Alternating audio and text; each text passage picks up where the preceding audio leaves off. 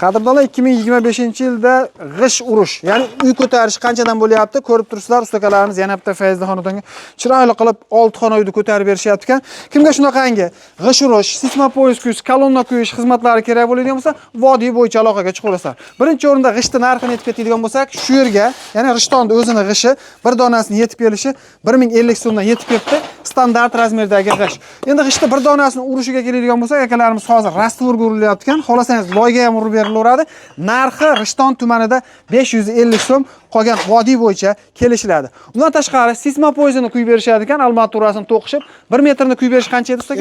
55 ming so'mdan ekan. Mana bu permichkalarimiz 80 ming so'm, mana bu kolonnalarimiz 100 ming so'm. 100 ming so'mdan armaturasi ichida. Qadrdonlar, xizmatlar butun vodiy bo'yicha aloqaga chiqaverasizlar. Bu albatta birinchi etajnikida, agar ikkinchi etaj, uchinchi etaj bo'ladigan bo'lsa, narxi kelishiladi. Bitta like bosib, iloji boricha qurilish qilyapti turgan aka-uka opa-singillarimizni jo'natib qo'ysangiz, albatta juda katta foydasi tegib qolishi mumkin. Tamom.